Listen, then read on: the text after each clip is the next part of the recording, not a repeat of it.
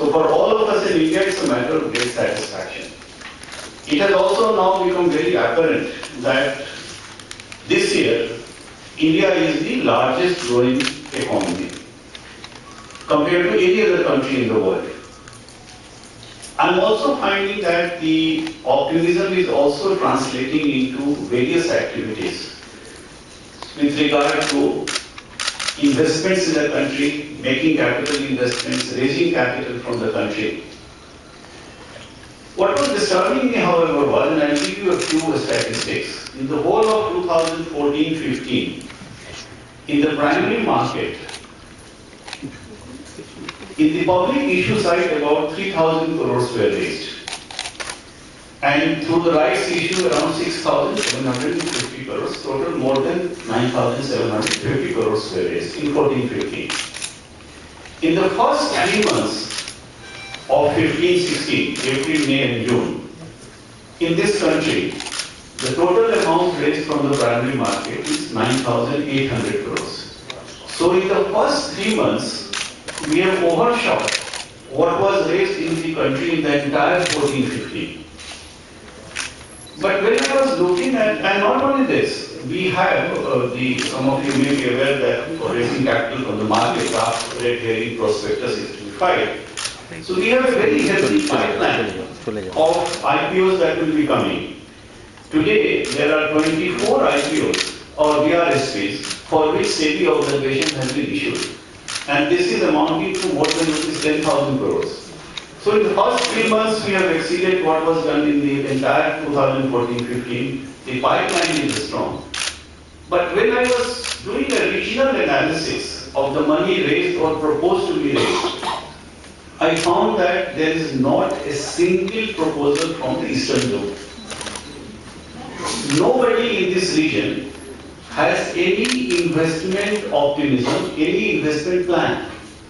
I was checking with my office here, and I found that they also, because you know that we have delegated the sanctioning of or approval of red herring prospectus to the zonal offices of an amount of rupees 500 crores. They also do not have a single request pending with them. So the purpose of my coming here, or the keenness of my coming here is to understand from you what are the bottlenecks and what is it that SEBI can do. And in order to initiate that dialogue, I would like to tell a few things which SEBI has been able to do in the last 3-4 years so that we can make your task easier. Overhaul. And we have placed more and more obligations on the merchant bankers, the due diligence part, even the volatility which used to take place on the opening day in the past. That has been curbed completely by what we have introduced as the call option on the opening day. Some of you might recollect that when an issue was opening in the past, on the same day, opening day, the prices used to fluctuate a lot, 100 to 200 rupees and back to 50 rupees and things like that. Look at it from an investor's point of view. Earlier he had to fill in an application form, sign a check. And if he has signed a check for 1 lakh rupees and finally he is allotted only 40,000 worth of shares, then he has to wait for months together for 60,000 rupees to be refunded to him, which have reached a particular level of their growth, and they can be incentivized to raise capital from the primary market. Having identified those companies, we have already held our camps in 7 places or 8 places. I have personally attended to one in Coimbatore and one in Rajkot. What we did was that we took the Indian Venture Capital Association, we took the stock exchange, and we also took SEBI, and SEBI was there. We hold about 1 day or 1.5 day seminar there, and we engage the companies in finding their problems of growth and what are their hesitations in coming to the market. I was surprised that there were some common reference in all these meetings. The feedback we got, for example, from an SME was, no, if I start to think or start thinking of getting listed, my compliance burden will go up. The income tax liability on my company will go up. the cost of IPO is going to be very high. In fact, one of them said that the cost of IPO raising itself is going to be 12% to 15%. These are very abnormal numbers and not correct. So we tried to dissuade them, we tried to give them information. I'm very happy that these meetings have now led to a situation where many of these companies have started looking at IPOs. They are supposed to deal with the Nidhi funds. The state governments are supposed to deal with the cooperative societies. Ministry of Corporate Affairs is supposed to deal with matters with regard to company deposits. Then there is a law called Bright Chick Fund and Money Circulation Banning Act, where again the Reserve Bank of India and the state government had a responsibility. So the problem was that if somebody is raising money through whatever means, which is the agency which is supposed to deal with this matter?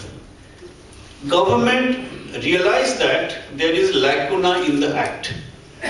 And in 2013, they came out, of course, this happened after matters became very, very obvious and people lost money. So it was not, timing was not to prevent it, timing was more as a reaction after an incident had happened.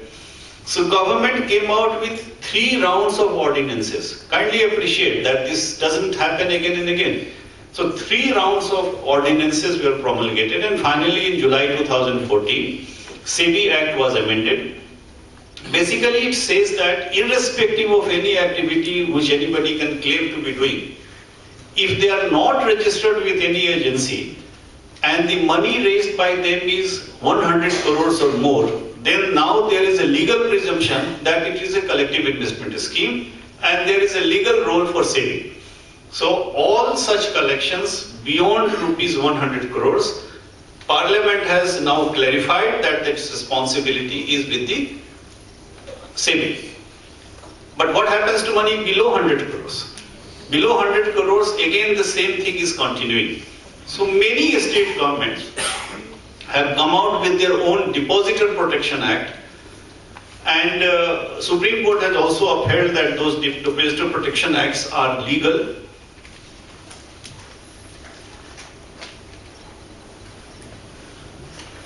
And the validity of those laws have been upheld by the Supreme Court. My feeling is that more than 20 state governments have already passed the act. And Reserve Bank of India and SEBI have set up this mechanism called a State Level Coordination Committee, where the Chief Secretary of the state chairs that meeting. So through this mechanism of a State Depositor Protection Act, plus the State Level Coordination Committee mechanism and the strengthened SEBI Act, we are very hopeful that we will be able to contain this menace. Already in the last 2 years, SEBI has been able to pass orders in more than 220 cases.